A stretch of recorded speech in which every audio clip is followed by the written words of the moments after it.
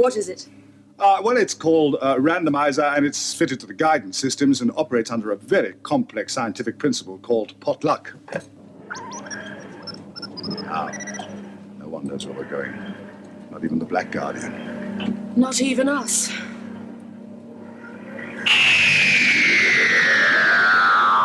Hello and welcome. This is the Randomizer Podcast, episode 33. I am Tim. I'm Chaz.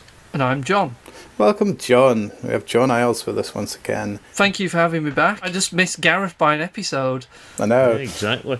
He was asking for you. Yeah, I think pleading would be the right word. It's like That's true. Something about intelligent conversation. So, episode 33. Fucking hell. Do you know, I just think that this entire randomizer project is just me spiraling downwards in depression, and it's going to be like a sort of record of a sort of breakdown in progress month by month. I thought you were going to do something jolly about 33 and a third RPM and being in a record shop the other day or something like that. Yeah. But no, just more doom and gloom. Doom and gloom. All That's right. my stocking trade. Welcome along. Spoilers this time for every episode of Doctor Who, up to and including The Power of the Doctor. And also for King of the Castle and Philosophiae Naturalis Principia Mathematica. We ain't feigning nothing, we really are this slapdash. I wanted to plug another podcast I started listening to. So, as you know, I enjoy greatly the All of Time and Space podcast, and Ian from that has started one called We're All Stories in the End, which is basically covering the new adventures and Eighth Doctor adventures and some other things. There's 2 or 3 episodes, so listen to the first one, which is a kind of general introduction, and I love it. I've started rereading Time Worm as a result.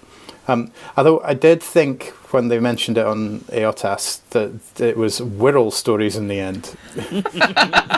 But given that I'm Scottish, I can't criticise anyone else's accent, so greatly enjoying that and would recommend it. And yeah, I think it's going to be fun to get back into the new adventures because, I haven't read them since I got them when they were released, and I've got various memories, bits and pieces of them, so it'd be fun to reappraise them. The new adventures were my era because I only became, when I considered myself a fan was during the McCoy era. So when I discovered the new adventures, started with Love and War, and kept up and went back, and it was, I look forward to them as much as I do television, so I should have a listen. What was your favourite new adventure? Either of you? I was fond of Human Nature. I was glad that got made into a show. Yeah, that's always been a favourite. Quite good. I really liked Happy Endings. Yeah, that was fun. It was just so fun, silly and nonsense. I did also like Return of the Living Dad. Thought that was good. With Graham the spatula. Oh yes, he that's was an right. The Auton Auton spatula, yes. An Auton spatula that had got left behind. I've forgotten so much of Bernice's dad had set up this group to help all these aliens that had been sort of left behind during invasions. A bit like Face the Raven in some ways. Yeah, it was, wasn't it? I mean, it sort of definitely dovetailed into Big Finish, and Bernie Summerfield, of course, was on Big Finish. And then, as we know, Russell T wrote Damaged Goods, wasn't it? Absolutely, yeah. And then Human Nature was in the new series. So there's definitely, it bridged these wilderness years for us, and that was a lovely thing. Let's talk about Power of the Doctor. Obviously, that's the new Doctor that we've had, the end of Jodie Whittaker's era, and the beginning of something entirely new, or not quite entirely new, but we'll get to that. So, what did we think? John, do tell us. I really enjoyed it. I watched it with my daughter Amber, who was 12 2 days ago. I spoke last time on the podcast about rewatching Doctor Who with her. Yeah. Happy birthday, Amber. So we watched it together. I'll pass that on to her. So we watched it together. I enjoyed it. I'll go into specifics if you ask questions, but I'm only going into specifics if you ask questions. So. Well, there's so much to talk about. I know. It's like we knew about Tegan and Ace coming back, but it's like not about almost everybody else ever. What's David Bradley doing there? You know. kind of I thing. you couldn't really you didn't have much time to react to one surprise before there was another, and I know. that was fun. It was really good. I had a tear in my eye rewatching some of those sequences. I did too. Yeah, it was quite emotional at the end, I think. It's like, wow, they've brought them back. They've not bothered about them looking older or putting them in costume, But then they did a bit when Tegan goes, "Oh, you look a bit different." It's like, just ignore it. You don't need to acknowledge that. It's fiction anyway. Like the elephant in the room. In Time Crash, they put that line in to say why Davison looked older. Why bother? Just go with the fiction. I think it sort of leads nicely into the time, because one of the sort of comments I read afterwards that crystallized the whole thing for me very well was that this is a regeneration story that's quite heavily focused on the people being left behind.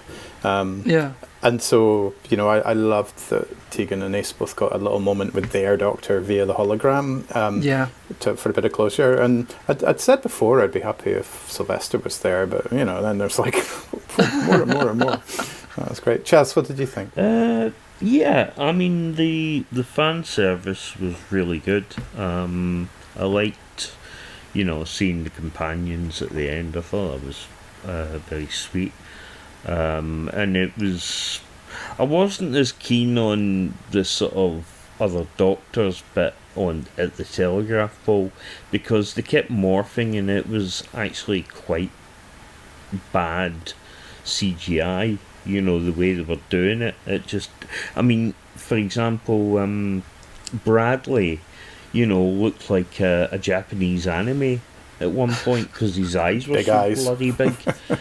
And Paul McGann looked as if his skull had been shrunk. And they actually, it was only the heads, because if you notice when the body was for Bradley and he was holding his lapels, when it changed over to Colin Baker, etc., they were all in exactly the same position. So it was a bit disconcerting. As I say, really liked fan service. Loved the Rasputin bit. That was fun. I thought the Master was really quite good in this. Yeah. But I feel that if you take away all that, you're left with a very thin plot and not much else. I think one of the reasons I sort of got a bit peed off with is you basically get rid of Jodie about, halfway or, quarter of the way in it, and she's a hologram. Okay, she's still interacting and things, but it just really pissed me off. I thought it's her bloody show. She should be front and centre. As it was her last show, I wanted something really special for her, and I think she should have been the absolute focus of the whole thing, and I think she sort of got forgotten in her own story. As far as this era, it's probably one of the better stories. I mean, the one in Flux with the Santarns, the one with the Angels and Villa Diodorati, and this are about the best that's come out of this era. But I'm glad it's over. What did you think of the Boney M part? Did you think it was too silly? No, I did say that. I mean, it was bloody stupid. You didn't mention obviously. the Boney M part. No, you didn't. I said Rasputin. Yeah, but that's just the character. You didn't mention him dancing to Boney M. Alright, I meant the fucking song. Okay, sorry, my fault. Oh, was there a character called Rasputin as well? Yeah, okay. Alright, yeah, I'm a big Boney M fan, right? And I absolutely loved it. It was totally stupid, totally pointless, but it was fucking hilarious. Again, it was like something RTD done. Yeah, you can't diss that bit without talking about Sound of Drums or Toxic in End of the World and stuff like that. And the Cyberman and Dalek exchanging glances, yeah. Right on the edge. That was a burping bin moment. It was. And also, again, Sacha Dhawan, I mean, he really sort of played it up in this, and he was brilliant for what he was doing. But think about it, the Master as Rasputin is such a good idea that it's amazing it's not happened before, because you've got this hypnotism, you've got this impossible to kill thing that didn't really factor into this.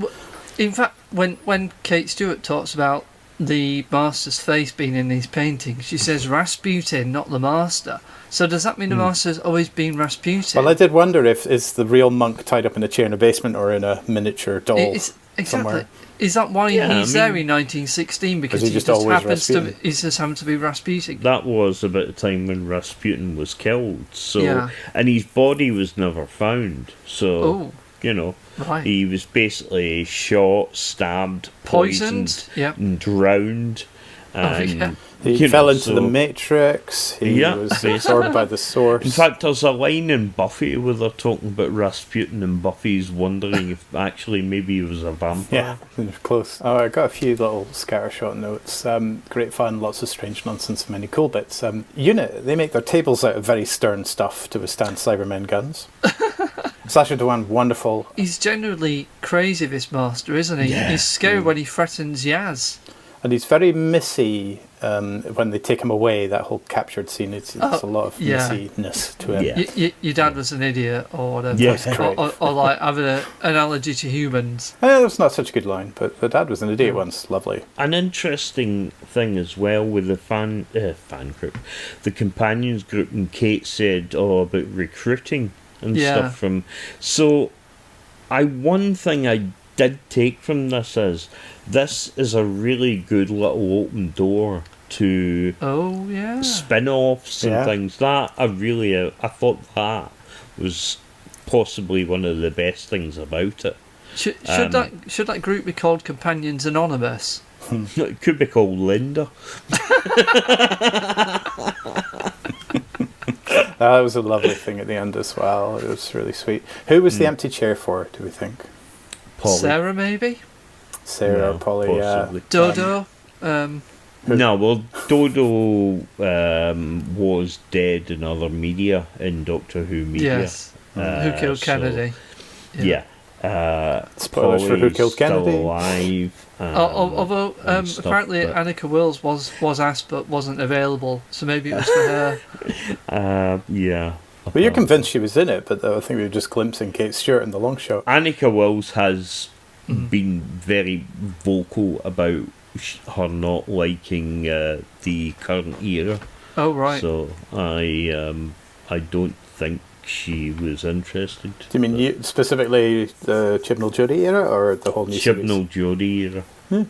She doesn't think the Doctor should be a woman. She thought that was absolutely effing ridiculous. series? Never meet Why I eras, said eh? effing. There you go. Did you ever expect to see Ian Chesterton again? That was lovely. The only was. time I genuinely expected to see him was Modern, because it was written originally for him. But I never thought we'd, after that, I never Oh, yeah. thought. Do we know if there's any explanation, backstory to explain why Mel's there? Well, she's got back from Iceworld somehow, hasn't she? From the future. Yeah. Yeah, or they left in Iceworld, didn't they? It was the whole Yeah, she station. went off with Glitz, but it was Yeah. way into the future. 2 weeks of carrot juice, and he probably dumped her back on Earth. Probably, somehow. But, you know, it was good to see her. It was, actually. Well, Maybe who knows? maybe this is before she met the Doctor, and this is how it happened. Yeah, it could be, yeah. And Bonnie Langford does look eternally youthful as well. Yeah, she does. I mean, she is brilliant, actually. Yeah, I was very happy to see them all. Yeah, that was great fun. All right, what else did I write? It was kind of weird about Dan ducking out so early, but I guess he couldn't stay longer, or his stepping over would have just ground the plot to a halt, like with Ryan's It dad. was- You said, Chaz. Very bad, though, way of doing it. I It It was think, quite you know. sudden, sort of, wasn't it? Yeah, I mean, okay, fine, you know, I mean, possibly, we don't know the situation, we don't know whether John Bishop just, you know, didn't want to do it, or, Yeah. you know, but it's a very unceremonious way of, you know, of doing it, you know. I just, I think it was a bit of an insult to him, but he had such a crammed episode. But, you know, you could say, oh, well, you know, getting rid of him made it easier, but that was the writers' own fault for cramming it up so much. I mean, you could have done without Vinder or Graham even. Exactly. Yeah, why was Vinder there apart from No strong reason. arming the master? To be a gun, yeah, basically. Yeah, exactly. He was Chekhov's gun, basically. Would that have been Captain Jack if Barrowman hadn't fallen out of favour? Yeah, Possibly. So was Vinder there just to be a gun to strong arm the master doctor? Yeah, I think so. But he's a great actor, and obviously John Barrowman's fallen out of favour. So I loved seeing 5 through 8 in quick succession and sometimes sort of all at once, like you said, Chaz. David Bradley, companions group at the end. And who will ever beat William Russell's record now of the length between appearances in the show? Maybe when they bring back the Garm in 2316 for season Appleque Nocturne, that'll beat that record, but I can't see it happening anytime soon. I was just reading one of my notes here. The bit when Yaz is confused when they meet Tegan and Ace, and Tegan says to her, "We used to be you." It's like there was again that Rose and Sarah Jane moment, wasn't there? Yeah. Which I thought it was fine because Yaz probably, like everyone else, just thought she was the only person the Doctor had travelled with, like Rose thought. Not realising about previous companions, but it was good. I think almost, arguably, I didn't like the way that the Rose settled into sort of joyless girlfriend in School Reunion, and that, Yaz didn't really go there or have any kind of, there's that bit thing of taken aback, but again, then there's the bond, and I don't know, there was some just really nicely constructed moments with Tegan going, "Yes, I do want to go in the TARDIS," and stomping in, and then I can't make up my mind about Kate Stewart's reaction with kind of the very meek kind of me when she's asked. Then I guess she must have read 1,000 times that it's bigger on the inside than the outside, but nothing maybe prepares you for the reality of that, because she got the line. What other thing? Oh yeah, why 1916 for the Death Star / artificial moon? Was it just because he was there as Rasputin anyway? Because the plan was present 2022 Earth, set off every volcano. Then why keep your power source to force a regeneration in the past? Why not do it all there? It would have been easier to be noticed in the future. Hence Maybe, why they were getting rid of all the seismologists, so just do it in the fucking past. I'm no seismologist, but what would setting off every volcano do when the Master said, "Oh, we'll turn the Earth into a factory to make Daleks and Cybermen"? Well, how? If you're going to wipe out mankind, what are you going to make them from? Yeah, exactly. We've been talking about, the companions or the doctors, etc. We've not actually, this is the first time we've really sat on the plot, and this is my big bugbear about the thing. It was a dumpster fire of a plot, to be honest. I can see where you're coming from, Chaz. I can. I think I can just ignore that and just go with the flow, because all the nice moments in between make up for that. And as a seasoned Doctor Who fan, I'm used to that. You take the rough with the smooth, unless it's Kill the Moon, or the Forest in the Night. At least Kill the Moon was an interesting abortion analogy. It's not a fucking egg. I know it's not a fucking egg, but it was more representing a choice, wasn't it? And there'd be Silurians everywhere going, "What? It's an egg?" Exactly. Oh, jeez. I think also it's that whole thing of getting by on pace and charm. I think the pace was great. It's and I did enjoy it a great deal. And sure, the plot falls apart under much scrutiny, but like you say, John, that's half of Doctor Who. Shall we go to the ending now? Because I had predicted that the ending words of the episode would be a triple whatting, but I didn't expect the clothes and the teeth line. No. It was absolutely lovely to get a glimpse of Shitty as well.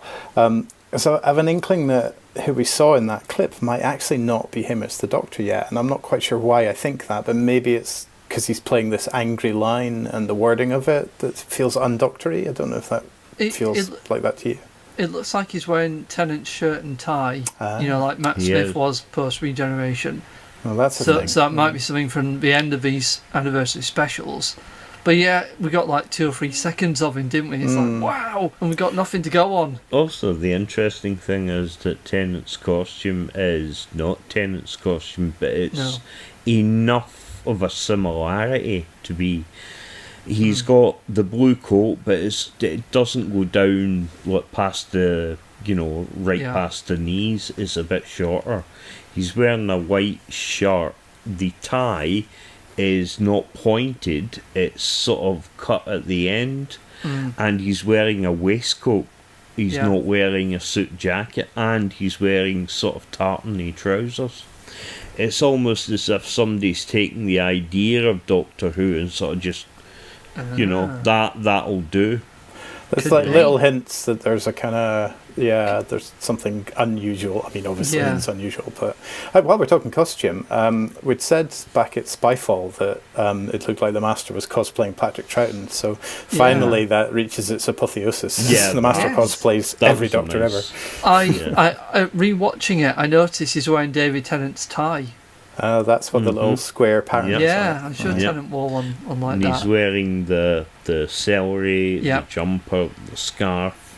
His trousers again are like Pat Troughton's or I thought they were because they both wore the same trousers. Yeah. And I believe I need to keep checking this, but I believe he was wearing a ring. Like Hartnell's, maybe. Yeah. Oh, and was that recorder similar to the one from the similar to the one from the Three Doctors? The sort of blue and stripy version. I wonder if they'd looked at that, because I don't know if there are any colour photos of his recorder from Power of the Daleks, etc. I also wondered if there was a sort of wished for little moment when Yaz pushes him out of the TARDIS and disappears. I just thought you should look at the celery and it should go purple and you should go That would have been fun. I mean, that's like a niche reference too far, maybe. But yeah. We were full of niche references, mate. For sure. Oh, there was. I thought Two TARDISes was a Logopolis reference, though. I think there was a lot of nods to other regeneration stories. Definitely.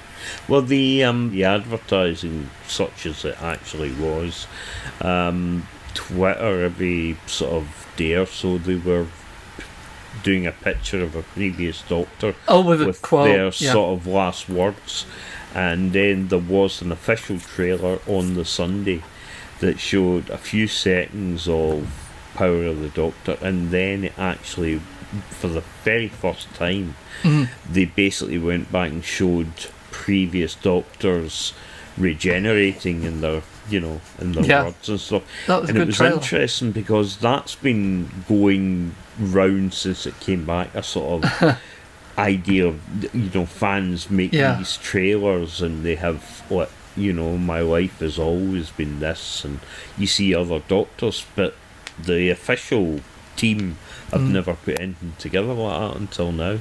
No, it's really good. It was fan service again, but it was, genuinely well done, especially when the words on the screen came up.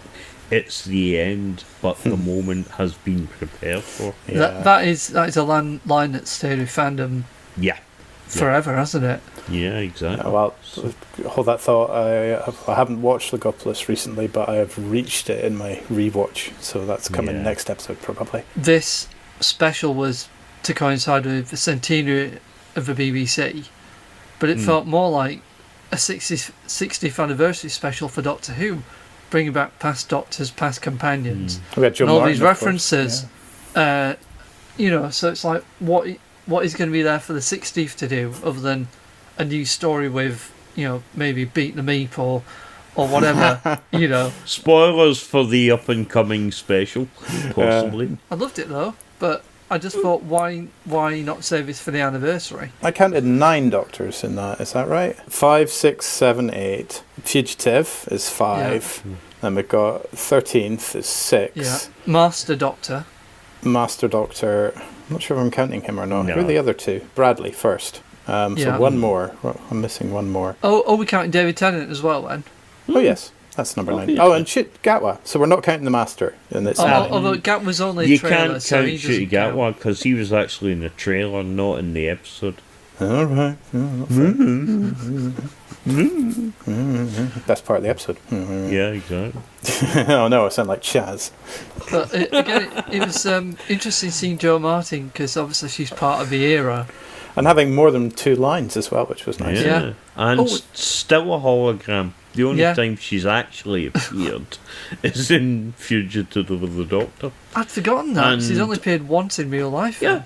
And also, that I genuinely was trying to work out why the fuck, or how the fuck they justified that, because the hologram was glitching to specific Doctor to specific companion.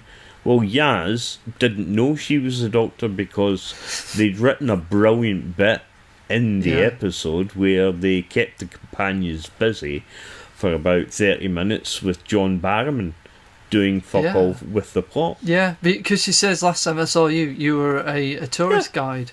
Exactly.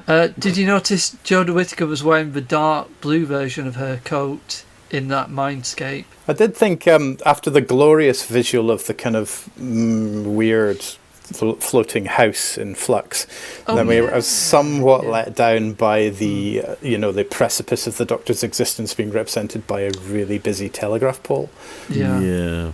But, it's a bit strange. I mean, Connecting obviously. synapses and stuff. My final kind of thing to mention about it was just that RTD is now on record that David Tennant is 14th and Shutigawa 15th. So what do we make of that?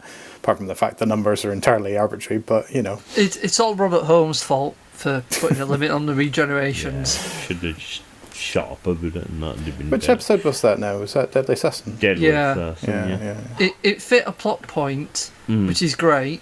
Yeah. But then obviously he forgot about it. It was a throwaway bit, and of course fans jump on it. It's bizarre. It's there for one story as a plot device, and It's then like the suddenly idea just of- everyone latches onto it, including J&T and the fans. And then that's it. It's like, oh no, we're running out of regenerations. Let's struggle to explain how Matt Smith could regenerate. Yeah, but also you think, oh god, if the high Higgins at the BBC think, right, you've got a time limit now, boys. So. Yeah, I mean, RTD always said that if it ever came to the Last Doctor, they would find the magical crystal of Zog, and that would solve all the problems. He said it's just bullshit. Really, it's just flim flam. Anything that comes in the show, you know what I mean, you can ignore it or not ignore it. Or even the War Doctor being there, they put him in the lineup. I know the numbering's been screwed ever since the 50th, really. So Yeah. but no, for me, it's not so much about dotting the I's and crossing the T's. It's just something that it says about the status of Tennant, and it goes back to maybe that thing of, is this a kind of, is this a real second regeneration that will have a life and then turn into shitty, or is Russell just messing with us, or both? Probably both. Obviously, he's messing with us. I really do think so. A man is the sum of his memories, a Time Lord even more so. After the pleasure that was Power of the Doctor, we have the pain that was Awful 55. Time for Cheatin Memory, where we randomly select an old episode of the show and rewatch it. We were thrilled beyond words to pick one of the episodes, which, we covered it fresh on the podcast because we started in that season with Spyfall, and it was the third episode of that season. And yeah, fair to say our reaction was pretty damn visceral to it at the time. It was funny listening to you choosing this last time. Sorry, the randomizer choosing this. I know, it hates us. It did make me laugh. So, but that's the nature of the beast. And weirdly enough, when we got Time Lash, we were delighted because time had passed, and the story that everybody detested at the time had softened into something that was just enjoyable for the nonsense that it was. So, Jazz, was that the case for you with Orphan 55 this time? I adored it. Liar. Now, I mean, it was still a lot of bloody nonsense, but it's just the things that make me laugh. The fucking pound shop cat person. The old woman who basically I would have fired at a fucking cannon with Benni. Benni! Tosin Cole, sucking his thumb and being there. And the fact that Ed Helm, is it? Heim. Either fucking hates his parents and probably killed them, or was adopted by Satanists, I don't know, but he has got some real serious fucking issues. Well, it's fair enough that parents. what it shares with It Takes You Away is a kind of more or less sort of awkwardly inserted plotline for Ryan that lets him explore his daddy issues. And I thought it was handled worse in Takes You Away, but definitely we've got Bella and Bella's mummy issues. I gotta say, I didn't mind it much the first time, apart from the ending in those last couple of minutes, and this time I just had fun, really. I think there's definitely some huge plot holes. You know, it's I mean, Vilma only says Benny 19 times. I counted this time. It feels like more. John, you found an edit on YouTube that somebody's made. Oh, yeah. It's just the moments where she says Benny. That's fun. Chaz, we could have just watched that and pretended. We could have actually, because that, and it had the dreg at the end. Oh, yeah. Why did the dregs keep him alive? Because obviously intelligent. Maybe it was something to do with his oxygen or something. They used him as bait, but they said they couldn't breathe out there without that oxygen in the end. Yeah, Mind you, the doctor recharges hers with getting the breath out of one of the dregs, so maybe the dreg kept breathing in his face. We never see him, of course, so maybe he's like strapped to the dreg's back like an oxygen that's what tank. I thought. Or can even the dregs speak and imitate his voice, but we don't see them speak? Yeah, so, and just got his tracker. What they can't imitate is writing as awful as 2 questions. That bit is just still yeah, terrible. that's true. Why do the dregs do that? Because they says shoot me, doesn't he? Yeah, it's just, I think he asked those questions in the wrong order. You're not going into that marriage with your eyes open. And they also say he's travelling at 37 kilometres an hour. What's that in miles? I don't know, but fast. quite a lot. But it's faster than walking. Vilma's line is, that doesn't sound like Benny. That's quite funny. Yeah. The thing is that when I was watching that particular scene, it just reminded me of an Austin Powers movie where Will Ferrell is a henchman who basically gets pushed off a cliff. Yeah. And he said, "Oh well, that's the end of him." And then you hear Will Ferrell going, "Actually, I'm not dead. Yeah. I'm really in a lot of pain. My leg's broken. Is there any chance you know?" And it's like, for fuck's sake. I mean, it was funny, and Tim's absolutely right about time away from it. I mean, I'm not in any way saying it was something I would choose to watch, or I'd have to be still put at gunpoint to watch it. But Never had to do that before. Maybe I should try it with the I know, mutants. you should. But in, say, watching it in 5 years or whatever, you'd probably just go, yeah, fuck it. Make a drinking game out of it or something. Oh, God. And 19 drinks when she says Benny. It'd be like... Yeah, exactly. Yeah, exactly. A shot every time. Jesus. Yeah, the South Park joke as well. South Park. Oh, yeah. Oh, my God. They killed Benny. They couldn't have put it in the episode, because then somebody would have had to have said, "You bastards." Yeah, that was me to you when you told me I had to watch it. Yeah, I believe so.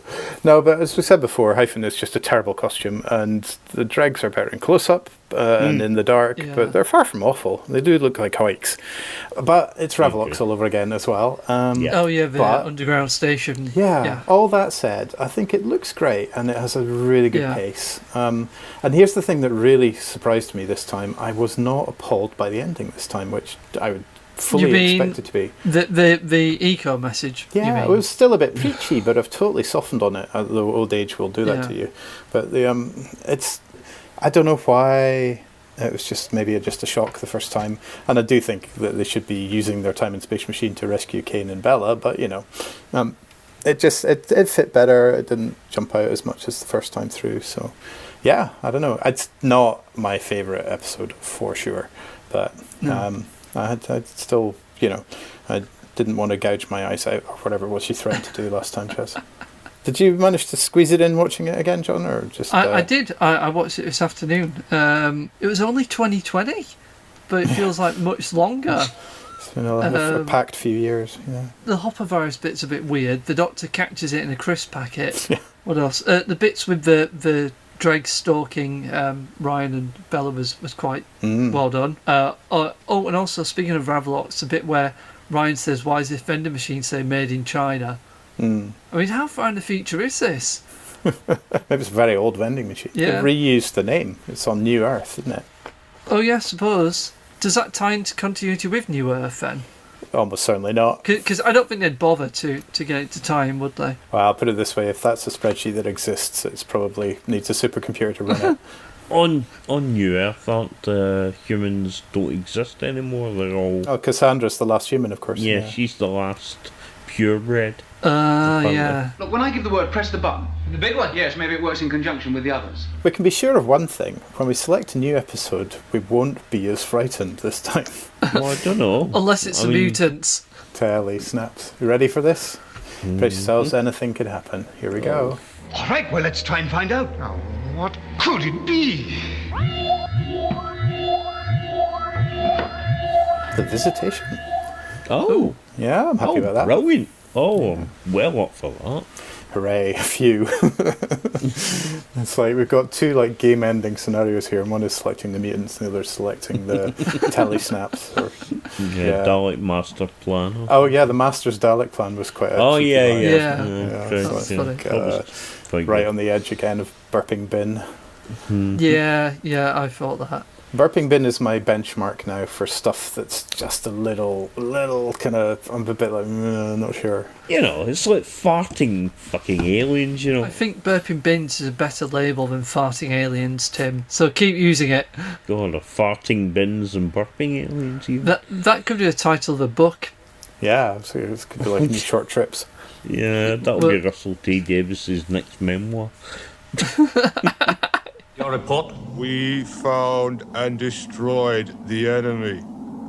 Any complications? No complications. While we've got the randomizer powered up, let's do a little bit of no complications. So, John, you haven't been involved in this before, but maybe you've heard it. We used the randomizer a few times, and we just pick something that reminds us of that wonderful delivery of the Ogrons in Day of the Daleks when they goes, no complications. From your friend of mine, Gruntley, the Ogron. Gruntley, the Ogron. Hello, Gruntley. Yeah, I do love that Twitter account. So we're just looking for something that gives us a bit of joy in each episode, whether that's a wonderful moment or a moment that's a bit more kind of, what the hell was that I just saw? Okay. Here we go. It's quick fire, so see how we do. First one. Well enough in time when the Doctor falls. I like that. Cybermen.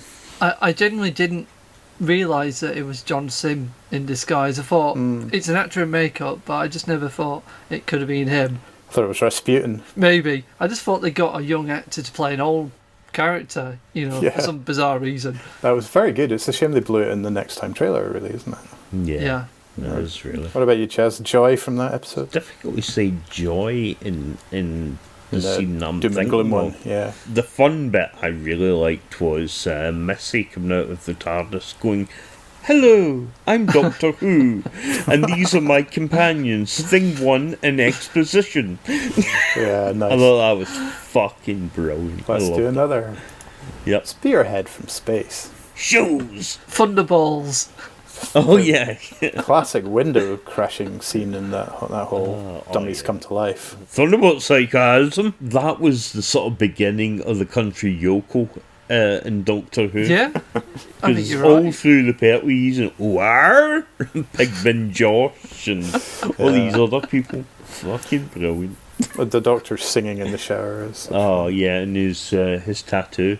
Yes. And being choked by the creature at the end. Oh, yeah. Utterly brilliant. And is sort of introducing himself in telephone. Well, that was in that compilation trailer we were talking about, wasn't it? It was. The eyebrows. Okay, let's do another. Time Meddler. Oh. Space helmet for a cow. Digital watch. The meddling monk. Yeah, he was great great. character.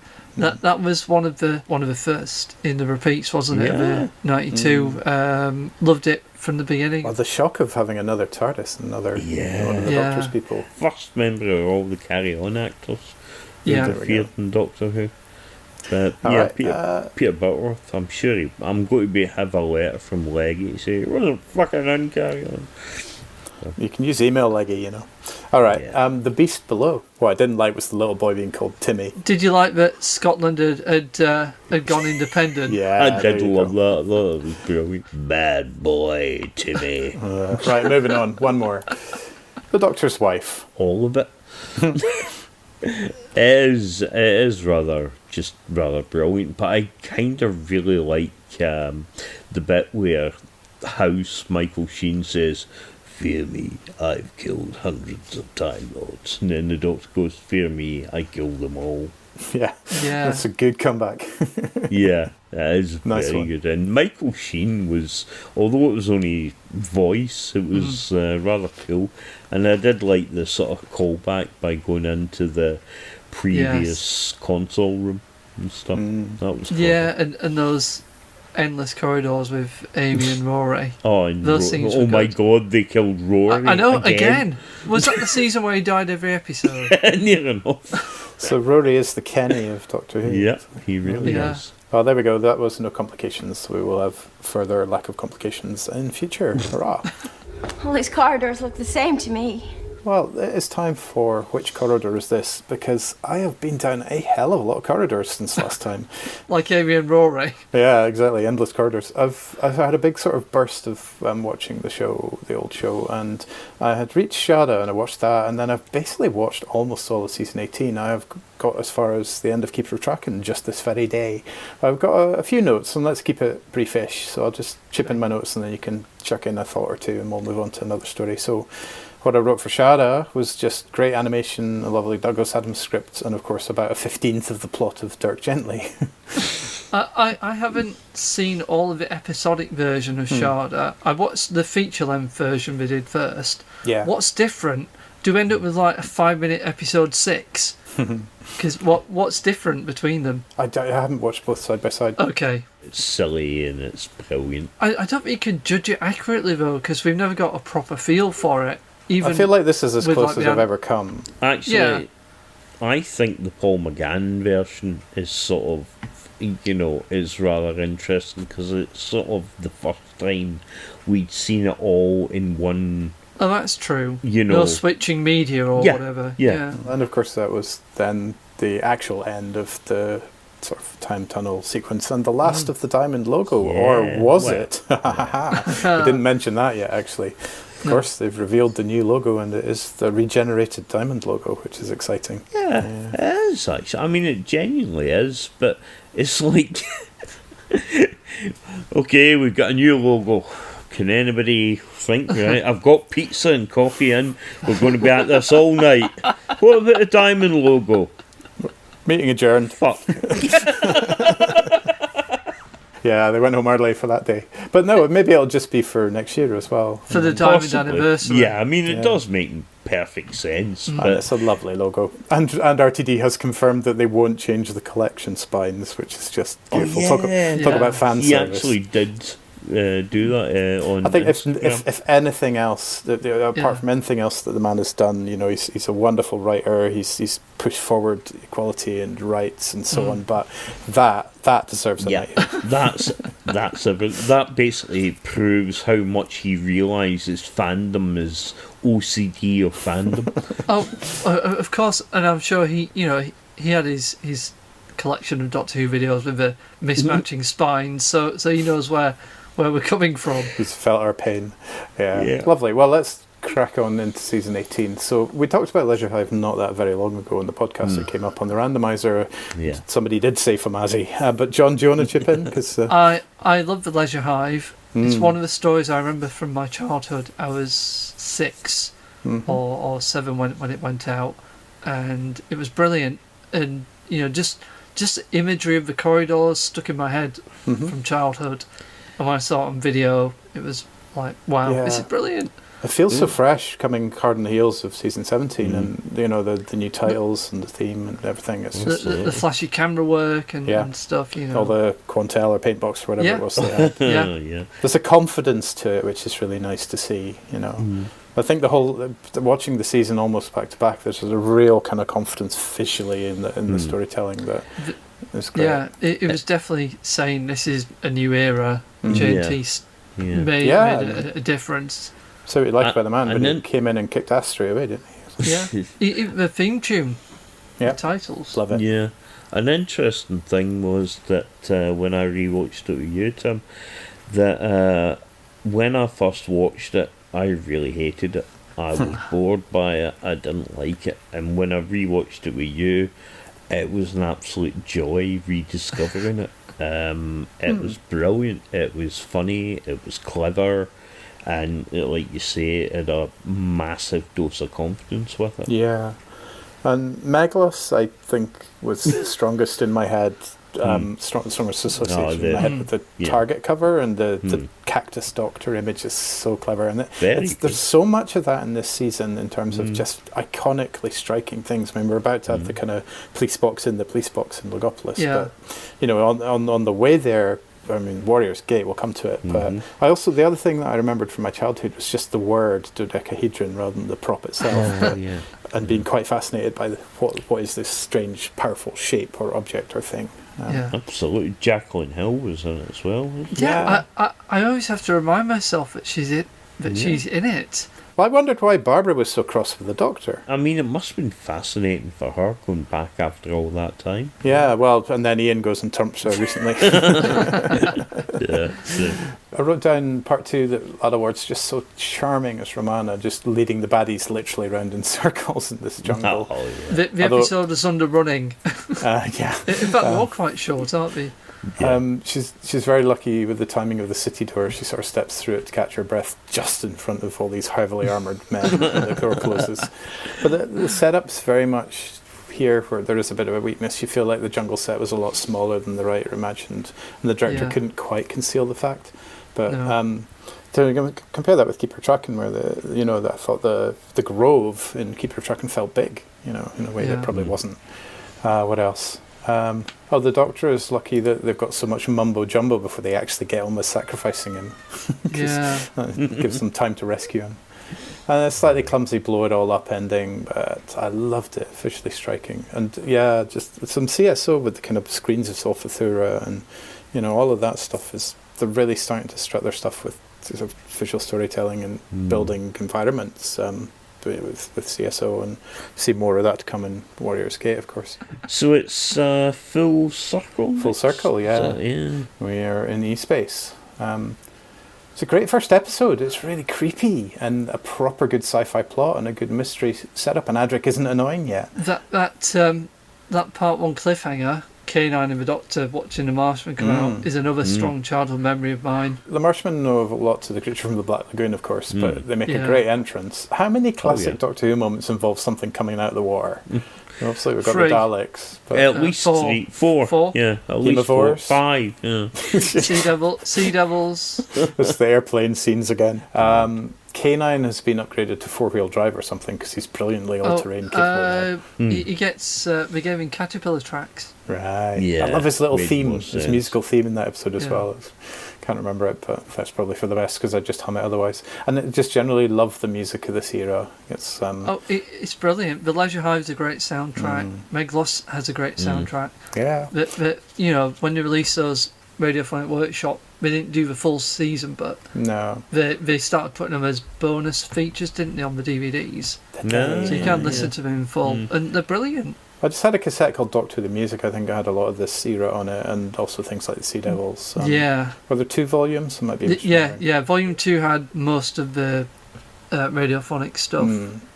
But no, it's so evocative for me because, as I've said before, you used to listen to the music because you never had the VHS tapes or anything, and so many things are just kind of feel comfortable because they've got that particular music cue in them. There's another early memory in Full Circle that I couldn't place for ages, which was the spider jumping on Romana, which I think in BritBox is slightly edited. Is it? Scared me a lot as a kid. Yeah, I think I remember there being more to it. But it might just be a memory because it's a reverse shot that's very brief, and that's a bit weird because it's reversed. Did you not watch it on your Blu-ray? No, I just been using BritBox for convenience. You know how it is. You buy the Blu-rays and then I totally agree. It's ridiculous, actually. They sit on the shelf. You paid all that bloody money for them, and then you put BritBox on. So they saw us coming, didn't they? I did watch a really charming video on YouTube of a fan with Lee Binding unboxing all of the Blu-ray collections that have been released so far, and him just talking through how he made the artwork, and that made me want to dust them off and look at them because Yeah, I think that's. I think he's a very talented artist. Although I do think the first Doctor looks nothing like William Hartnell on the new one that's coming out soon. Yeah, Yeah, a lot of people weird. said that, and he kind a of good job rebuffed it and said it kind of. This is a picture I based it on, but then I looked at other images Yeah, of Hartnell and tried to do something sort of different. But My mate went into a complete diatribe about that when I was on the phone to me. He was half pissed going on. Fucking state of that. Okay, well, I feel mildly justified in having a slight reaction to it rather than going on a rant. Yeah. When Tom confronts the Deciders, he's utterly magnificent. He's just so good in that scene. He's outraged and angry and takes them to task, and I just love that. And I love that cliffhanger in part 3 with Romana being possessed and letting the monsters in. It's really scary. And knocking K9's head off. Yeah. Poor K9. You could almost hear the cheer from the visual effects department. But this part 4's got this nice sci-fi reveal that the monsters are the people and so on. And so none of the original passengers exist anymore. Yeah. They were killed by the original Marshmen. State of Decay. The vamps are so theatrical. They're so theatrical. It's great. Sort of love it. It's so silly, but they could break into song and it wouldn't feel out of place, you know? yeah, no, it really does feel like a stage production. There's all that choreography going on, they shuffle around to make a new pattern. Peter Moffat has often been criticised as filming a lot of his stories like single camera or like a play. He doesn't use close-ups a lot, you know. But again, he was a reliable director from All Creatures Great and Small that J&T knew. He was always on budget with things, on time. You know, I mean, he's not a bad director, but just sometimes you think that's not very dynamic camera work. Or the actors tell stories about having to explain the plot to him when they're filming stuff. Yeah. You know, but apparently he's a lovely guy. Yeah, So. I think they have to work around limited bat footage and dodgy props, but I love the big monster, the ending with the scout ship up and down. That's a clever ending. Don't know if it's points of view or even something to do with somebody on about the footage of the bat they'd taken from, I think it was Life on Earth or something, and there was big sort of letters written to bats are always getting this horrible sort of thing, and it's like, have you watched fucking Hammer movies? Jesus Christ, if you're going to complain about a bloody Hammer movie, don't complain to the BBC. Could you imagine what that would have been like if they'd been allowed to make it originally in 77 or 78? Yeah, Jesus. It would have still been like a stage production. Probably. Remember, it was written by Terence Sticks, so, you know, he would be thinking in his 1970s head on. There was one thing from that podcast, We're All Stories in the End, about Terence brings the vampires back, I think, in one of the books. So, joining Byro the Tharrell for Warrior's Gate. And I just adore the weirdness of this one. It's always, I always like it when there's a blank void, the Mind Robber and My Soul. And the TARDIS and the White Void, it just doesn't look real, but in a good way. And then it's kind of shocking when Packard actually goes up and touches it. Because it just feels effectsy, and it isn't. It's just there in this kind of void. But there's something that's crept in recently in the show I've noticed watching this season. So the show is now more and more depending on the viewer to know a little bit of the wider context, and so to understand the E-Space business, it's never explained within that particular episode, and Romano's backstory. And Lala seems, if not bored, then at least not having as much fun as before, and I don't know when she decided to leave, but it must have been before they started this story, I guess. I think so. I think it's before they started the season. Right, yeah. But this one is palpable. Yeah, Warrior's Gate's beautiful. It's this one that really struck me for the confidence of building these environments and having floors that they're walking on that are part of the kind of CSO. And like just the visuals cutting between that banqueting hall in its heyday, and then sort of and just clever stuff like that. It's like Miss Haversham's wedding feast, as it were. Finally, for now, Keeper of Traken. I love it. It's got some failings for sure, but the Traken is a union of peace and harmony, but with the death penalty. Cassia is really a bit over the top, but Nissa's good and resourceful. Adric is good and resourceful. Ainley is noble and sympathetic. And the design is just great. It's the scenery, clever camera work, and that statue costume. It's such a great look. I think it's one of Ainley's best performances. I don't know how much she was pressured into just saying, look, copy Delgado, but because he doesn't have to in this one, he's just really convincing as Tremas. And you think, well, given the right direction and character, he's very good. I've seen him do a couple of other things. There's part of me doesn't mentally accept it's the same actor who played the Master all that time. Yeah. Which is a good thing, I can see why. Dennis Carey played the Keeper, didn't he? Yep. And from Sharda. And you've got one of the officials who played Broton. John Woodnut. That's it. It's a really nice cast, and it's sort of that Midsummer Night's Dream, Snake in the Garden of Eden. If they had done it today, it would have fit really well into Moffat's first season, because it's got a very fairy tale feel to it. I think the reveal of the Master is very cool. I noticed, I've probably seen them before, but there's kind of black roundels in the background when he turns around in part 3. Yeah.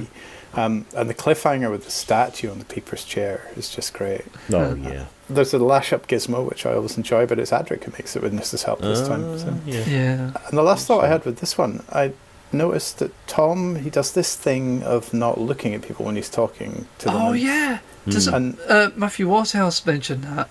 Maybe. It's weird. It's not only in this story by a long chalk, but I'm sort of trying to take in the last of Tom over these last few stories. But it's also very interesting. This is one of the very, very few stories where Adric isn't a prick. He's bearable. Yeah, no, for sure. It's great as well that, artist, poet, and, screenwriter John Byrne wrote this, this sort of Tutti Frutti and all these other amazing pieces of work. And Space 1999. Get him for Doctor Who, Scottish icon. It's not the same guy, right? No, it's not. Okay, I was good. just Because you know why? Ridiculously silly point. You know why it would piss me off? It's because I've What? worked with the man, and if he'd been a Doctor Who writer and I hadn't known to, That would have been brilliant. I'd be so good. I accept your challenge. There's a sporting gentleman. I've asked Chaz to watch The Mutants. Now, he's never managed to sit through this story, and it's been a bit of a struggle to try and get through it, obviously, but I trust and believe that you've watched it now, my friend. Do tell us all about it. Well, you know how I haven't had copies have all sort of mysteriously been, accidentally burnt or blown up or stolen by chimney sweeps, etc. Yes. So, obviously, I don't have a copy, but my friend Grant apparently had a copy, so I went down and it was on videotape, but I thought, it doesn't matter. No, Grant like Doctor Who. Well, Anyway, it was, there was no cover, it was basically just sort of, written on it. I think it must have been taped years ago or something. Anyway, so I thought, right, so went home, put it on, and I've got about, say, I can't have much more than, say, 20 minutes left of it, but I am fucking loving it. It's absolutely brilliant. No, seriously. I don't know why I laid it for so long. I love it. It was really weird though, because I didn't see much of the Doctor and Joe to begin with, but it sort of starts, like there's a sort of slime and a sewer and everything, and there's a lot of sort of gases and all this and fighting. It's sort of taken its it seems to have taken its influences from like Japanese manga, that sort of thing. You've got a guy in a sort of ceremonial sort of Bushido, looking outfit, and the protagonists, I'm just waiting for the Doctor to turn up, but the protagonists at the moment are all named after Renaissance painters, and they're all mutated, it's utterly amazing. How old are these protagonists? They wouldn't be in their teens, would they? I think so, yeah. Okay, well, cowabunga. Next time. Okay. Thanks, dude. No problem. Such delight. Welcome to the rest of the Box of Delights. Having talked with Gareth last time about episodes 1 to 3 of King of the Castle, I've since finished off watching it, and John is waving the DVD cover at us over Zoom. The King of the Castle. So, yeah, I enjoyed it. I thought the trial scene for the last episode was a bit tedious. That was a bit of a letdown for me, because the 6th episode felt really climactic, and then the 7th episode kind of dragged as a result, but that's really the only downside for me. I thought it was great. I'm very happy I watched it. Like you and probably many of your listeners, I too was a victim. Victim of one of the many network sales that I've had over the last couple of years. God, I thought you were going to break down in a story of schoolboy bullying that got you trapped in a lift or something. I'll do that later. But no, I got the Children of Stones DVD, and it came with a second disc of a sampler with random episodes of other series. And obviously, being a fan of Bob Baker and Dave Martin's Doctor Who, I watched this random episode out of context of King of the Castle and Sky. The first episode, or? I think it was episode 2, because an earlier sampler had episode 1. But there's nothing of the fantasy in episode 1 almost. So I've got I bought King of the Castle, I bought Sky, and a couple of others as well, not Bob Baker and Dave Martin. I've got Raven and Arthur the Britons, and it's really good. You know, like you said, real world is film, the fantasy's on video, and it's just really good how they've got all the same actors, of course, playing parallel characters. I like how, take Pan's Labyrinth for example, there's an ambiguity to that of whether it is all in the girl's head or not. In King of the Castle, it is in his head because it's impossible for everyone to look the same, but it's still really good. And also, he did get out of the lift, didn't he? So maybe it did happen. Who knows? Who knows? But, it was really good. Great cast. There's this thing of magic doors and magic tunnels and kind of escapes into other worlds. And from Narnia to Jamie and his magic torch. Yeah. I love Jamie and his magic torch. That's on Network, by the way. Oh, God. It's also proof that Network are fucking evil. They've got genre fans, and they know that they're basically going to max out their fucking credit cards because Network sales on. Well, you'll know when they start slipping into the DVD box adverts for banks that do second mortgages. Exactly. I remember Toby Haydock going, "Oh God, I'm going to be skint again this month." Network. I'm sure I've had 2 emails off them recently. They've had sales on. It's like, no, I must resist. Even at the end of Aliens, Sigourney Weaver falls victim to it because she's got that line about, "If I'm lucky, Network will pick me up." It's unbelievable. But King of the Castle, chaps. Yeah, of course. King of the Castle. I don't know. I can't describe why I love it so much. Well, that's going to make this segment really short. I think it's that 70s children's television was so out there and so adventurous. And took a lot of risks. We were talking about it, weren't we, Tim? It's like a children's version of Gormenghast in some ways, Yeah, because you've got all the different areas, haven't you, with their own traditions and people in charge on the different levels. Yeah, you're right. Yeah, and you see it when he tries to change it, how nobody wants change. Even the people that are enslaved don't want change, and it's bizarre. But I want to be oppressed. Yeah, it really is. But there's even the line about, rebel. You have nothing to lose but your chains, and you think, fucking hell, they're not exactly being subtle, but it's brilliantly done. His brain or whatever has created a way for him to deal with his own problems. His dad's disinterest, the bullies, and all the head professor teacher, who's trying to sort of manipulate him and wants him to do, he wants his voice, as it were. It's very good. It's very clever. And I would highly recommend anybody watch it. Network should sponsor you for that, Chaz. Yeah. I think it's on sale. Did you... I can't remember, forgive me, Chaz, but are you old enough to watch it when it was broadcast? Or did you catch up with it like Tim and I did? Like us young folks did. Yes, you fucking young. No, I watched on broadcast. I mean, I don't think I was. You wouldn't remember much. I remember flashes. That's why I wanted to see it again. But I don't think I was making a critical judgment on it at that age. I was probably going, ooh, shiny colours. You know, the floor that the two most interesting floors for me were the kitchen where the two chefs are like the lift mechanics, and where he kind of rebels and goes up in the dumbwaiter. I like that. Yeah. But also I liked where he goes to like what feels like a job centre. Yeah. The whole bureaucracy thing, and it's clever how it's just using the same actor but playing two different people. It's something that a lot of people should watch, because obviously the time of it does look a bit primitive by today's standards, but story-wise it's great.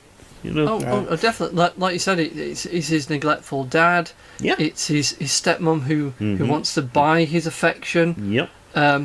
And did you recognise the guy playing the bureaucrat, Voicey? It was Largo in Blake Seven's Shadow. I think I had to stop the episode and actually look him up. The one thing I would take away from it, above all, I think, was the kind of visual inventiveness of laying images on top of images. Especially, I think, in the early episodes, it seemed to die away a bit towards the end. But that was really clever, and made a lot out of not much in terms of their budget and set and so on. Yeah, I thought it was a great discovery. For me, seeing something new that's kind of obscure that I'd only been aware of on the periphery of Bob Baker and Dave Martin's career, like Sky. They had a lot of imagination, even in The Mutants, if you ever see it, Charles. What are you saying? One day. I thought I'll talk to you later. Oh, all right. Well, let's see what we get next. I'm keen to see where the box of delights will take us next. So You've got the box, Jazz. Do you want to pull out a bit of paper? Oh, this is great. This is the point of the show where I actually become Isla Sinclair for 5 minutes. Well, more like Isla Sinclair, because you can't read my writing. So. Yeah, probably. It is Chalky. Ah, wow. I've been sort of excited for that. Means we've got Chalky, Chalky's Challenge, and Chalky's Children. And Chalky Bickies. Brilliant. Great. That's one I do remember as a child, but very, very, very, very dimly only. Just the name and the kind of shape. Same with me, the coloured cube talking to the child, but I don't remember much about the story or what happens either. It's written by John Wyndham, who wrote Day of the Triffids and so on, and the father in it, like the main actor, is played by the guy from Omega Factor. Omega Factor, yeah. John Hazeltine. Something like that. Yeah. No, I think we said that at the time, didn't we? He's doing very well out of this box of delights. He is. There's an appearance by an actor, Jeremy Bulloch, who was Boba Fett. Exciting. So, it's definitely held this place in my head all these years, so it'll be interesting to revisit it. I genuinely think you'll like it. What's happening? You're becoming one of us. Who's us? The Tomorrow People. The Tomorrow People.